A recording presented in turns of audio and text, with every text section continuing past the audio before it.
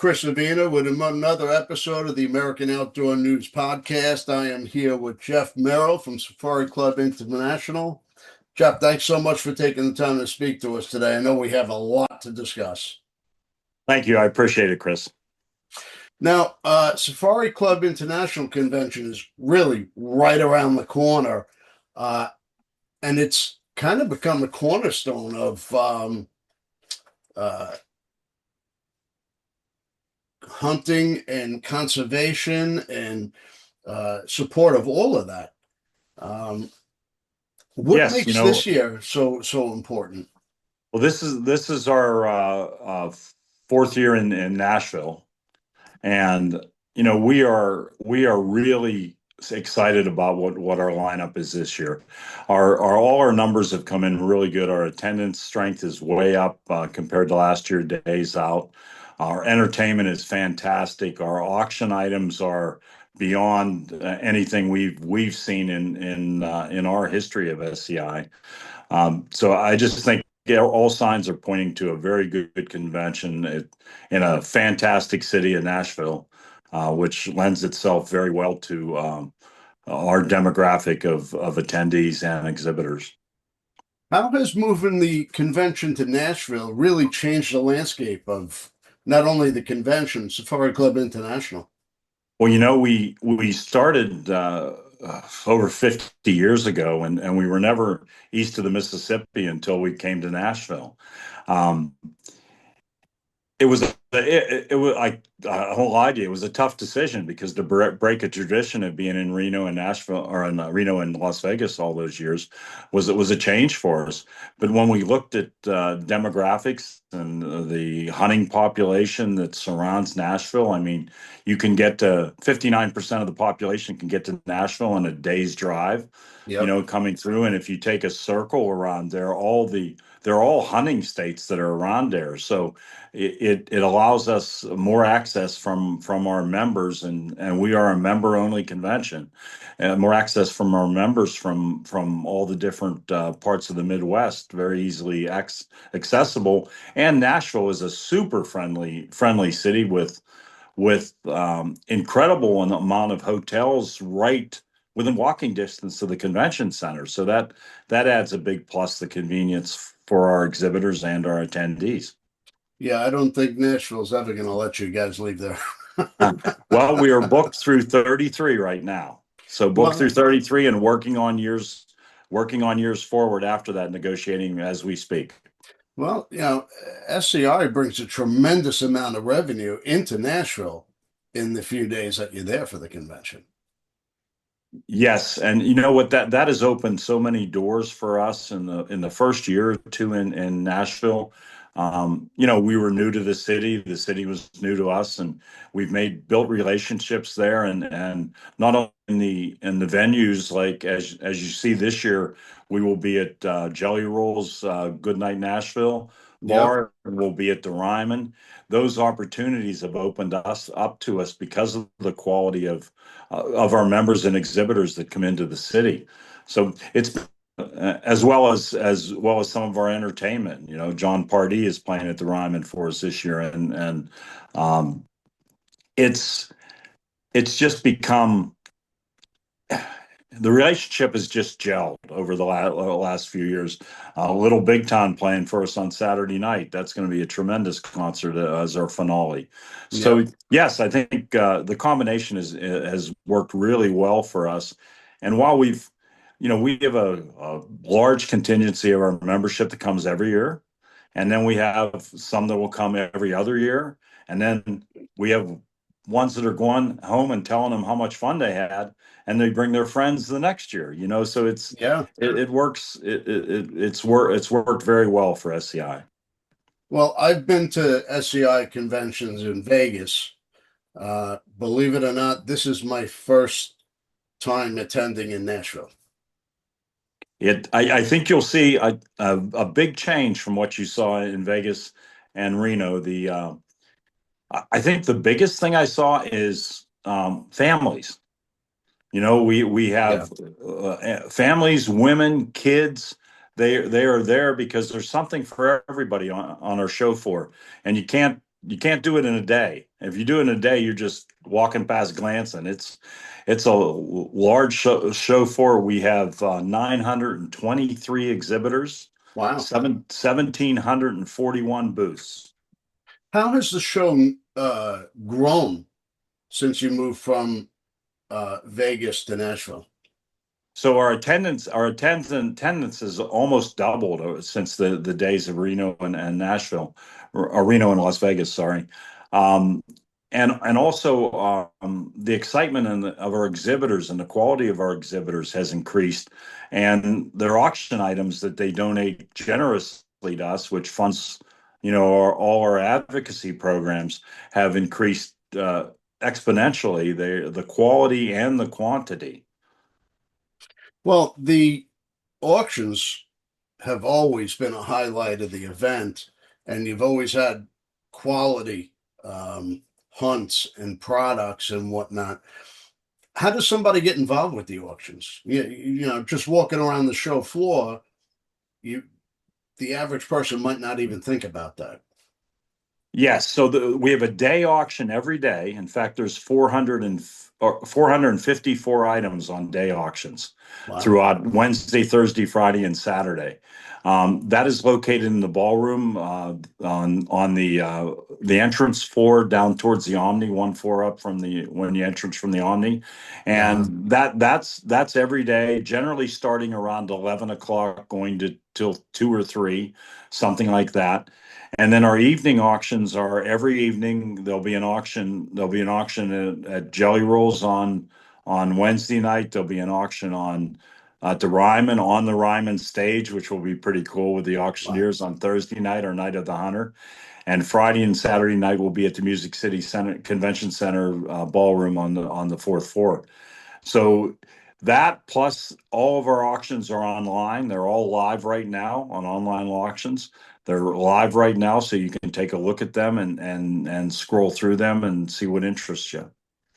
So, how does the auctions support uh, conservation and advocacy part of SCI? So I want to thank, number one, all our exhibitors, because the exhibitors that believe in who we are and what we do at SCI for advocacy for protecting hunters' rights donate generously to us. Basically, this convention is our biggest fundraiser of the year. All our chapters which are very important, have fundraisers, around the country. In fact, around the world, 168 chapters. But this is our biggest event, and the proceeds is what fires up our advocacy engine in DC. We have a building in DC, just walk steps from the Capitol, Yep. and we have just our advocacy work there with 8 attorneys on staff, and it never quits. It runs 24/7.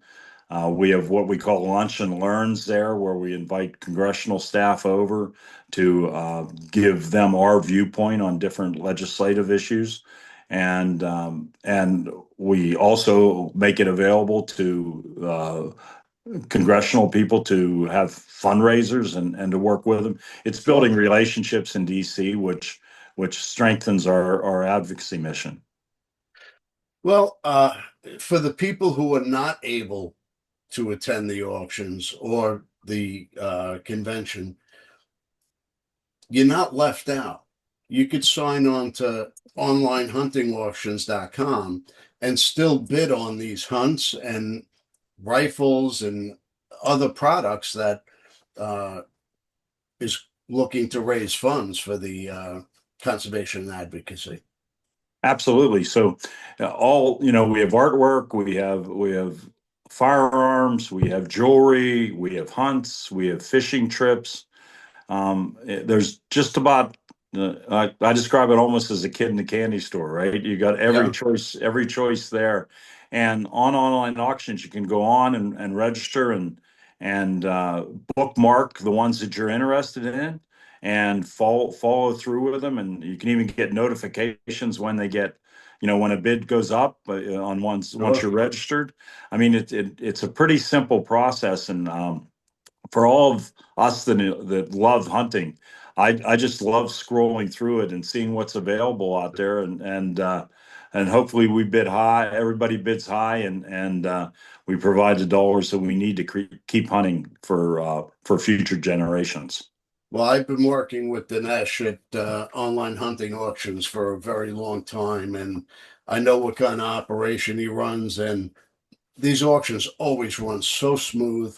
Uh, you don't have to be on site. You can be sitting in your living room bidding on the same products and the same hunts, and still be able to get great deals that you're not going to get anywhere else. Correct? Yes, I mean the quality of the items that we have, and the variety is exceptional.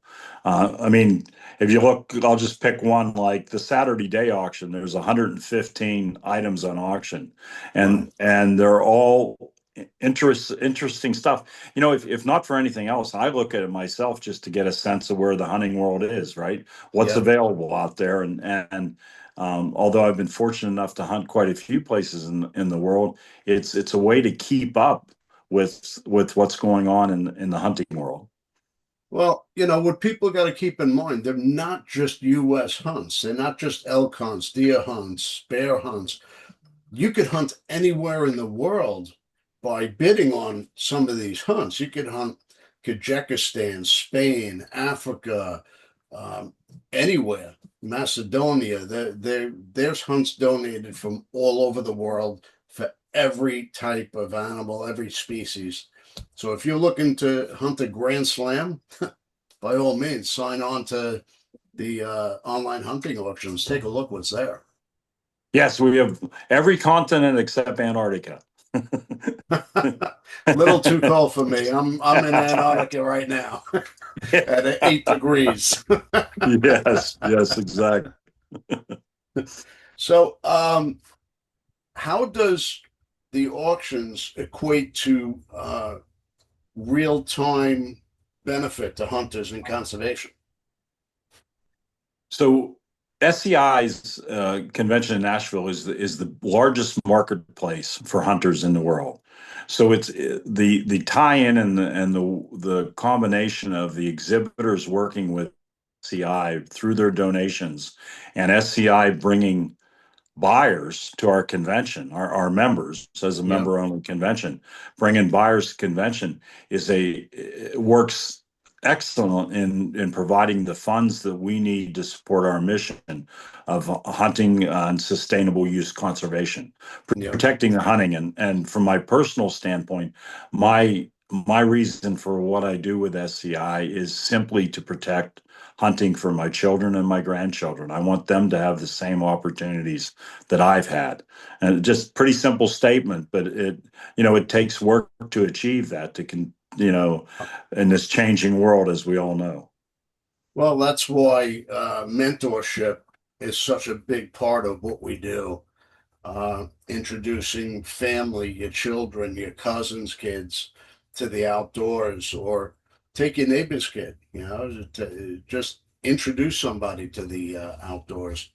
And that's going to keep our lifestyle for the generations to come. Yes, exactly. So on that same note, SCI has recently partnership with the Outdoors Tomorrow Foundation, Yes, we have. and we're looking at growing that. Currently, it's in 2,000 schools. Yep. And we're looking to grow that over the next few years into 5,000 schools. Who knows where the limit is through our chapter network, right? Of Yes. working through. So I think that's the two go hand in hand: protecting hunting and keeping youth involved in the outdoor sports. I've been working with Outdoor Tomorrow Foundation as well for many years. And I know just in New York alone, I believe they're in about 30 New York City schools between Manhattan and the boroughs, Queens, Brooklyn, the Bronx, um, presenting opportunities that these kids have never seen before, being able to go fishing or rafting or find out about life survival skills. It's really a tremendous organization. Yes, absolutely. I think some of the data on that, there were 30,000 kids they put in the field every year right now. And That's I amazing. think we have the ability to increase that three, four, or five fold, and that's our hopes to work with Outdoors Tomorrow Foundation to grow their programs. The curriculum's already there; it's been there, right? And Yep. the work in the schools, and it'll be our job to increase the volume of schools that participate. And our with 168 chapters worldwide, we have that ability. I actually attended one of their sessions, recruiting sessions, about a year ago, and it was in a gymnasium in Bayside, and it was packed with teachers from all over the city that were interested in the program. It's really phenomenal. Yes, I think it was a tremendous opportunity, and it was wholly supported by our entire board as an excellent way to reach out and touch more children and get them involved in not only just hunting but the total outdoors, which Sure. get them off their iPads, right? Yeah, get them off the computer. And it's not just Yeah. about hunting. I mean, they could go camping, they could go hiking, they could go Yes. rafting.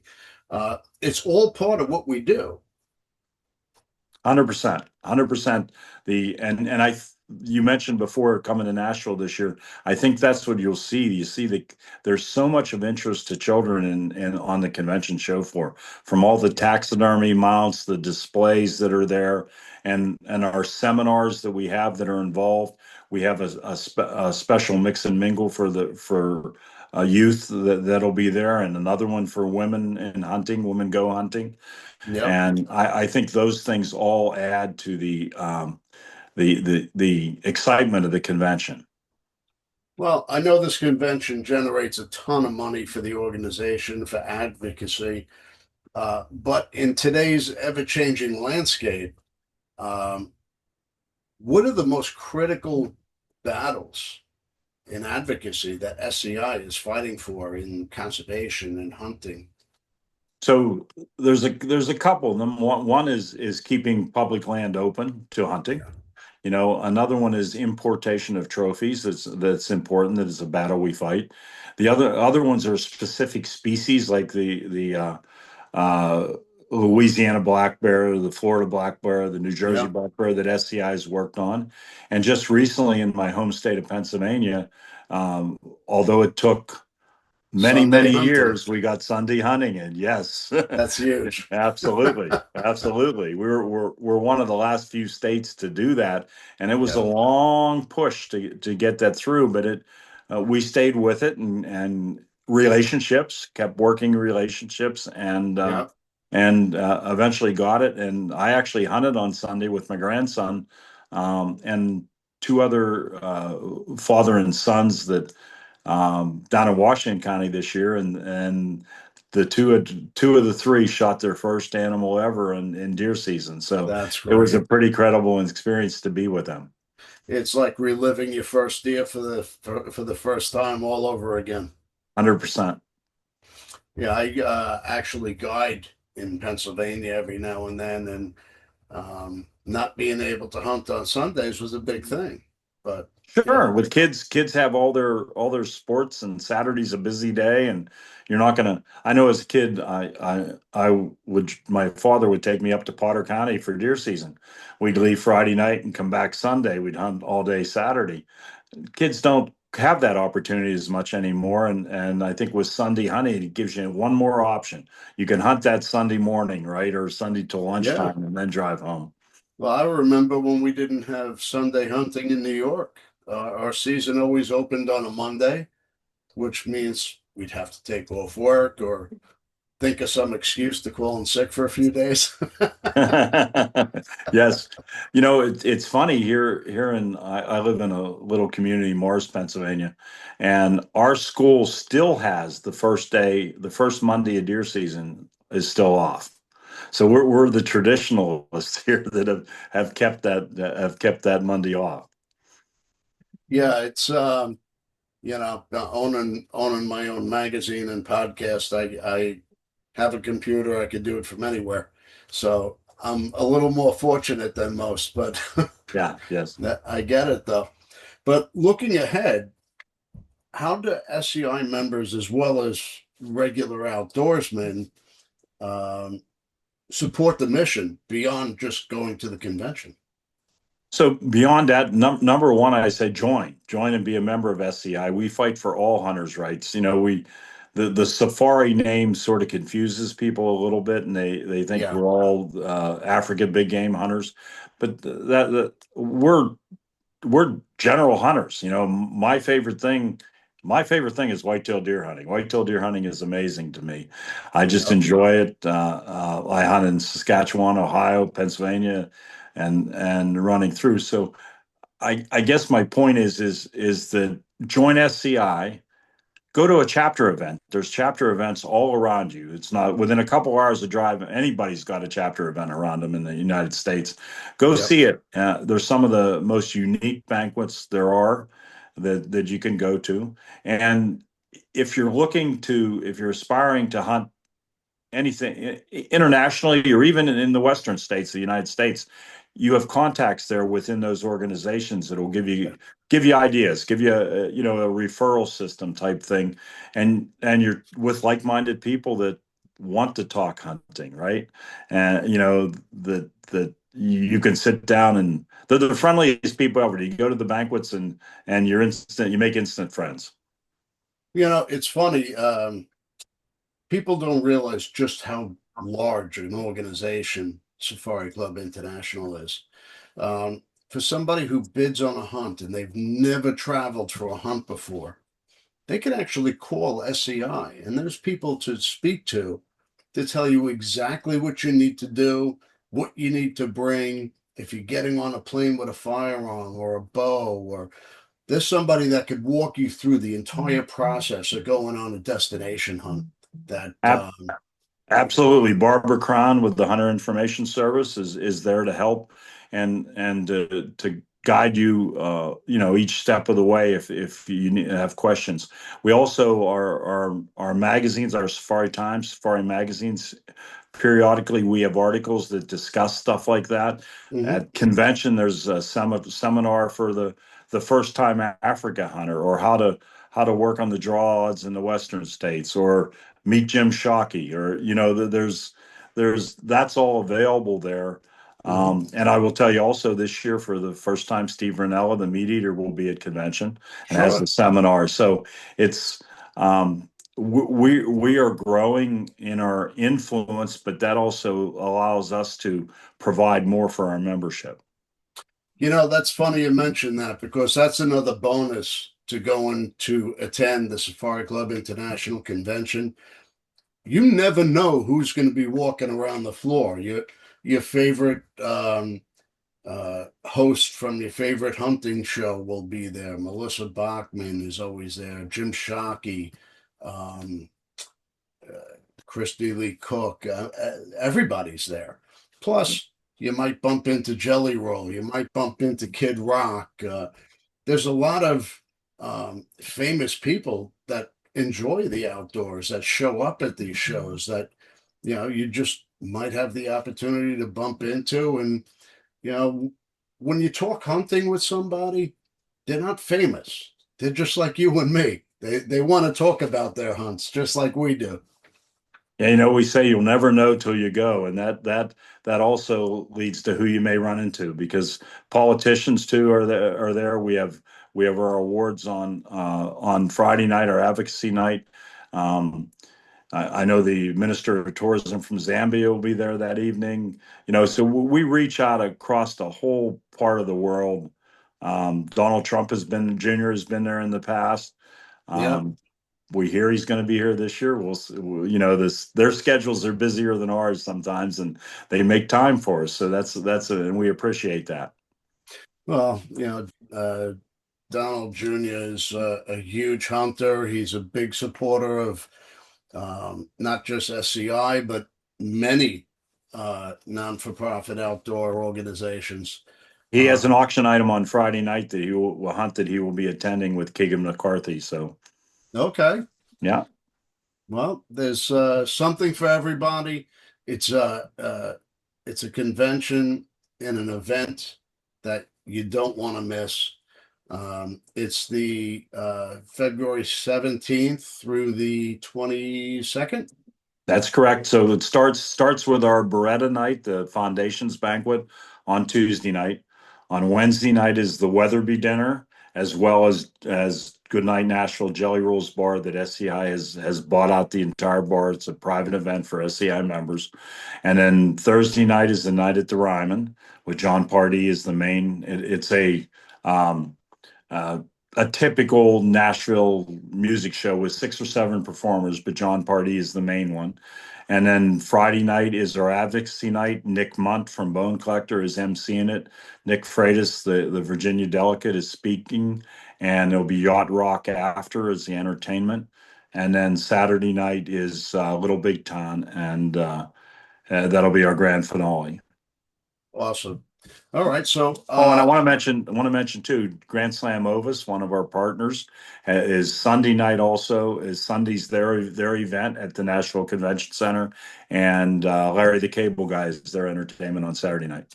Oh, that's right. Sunday night. Sorry, Sunday night. Yes, the close. So that'll close. So we go Tuesday through Sunday. That's amazing.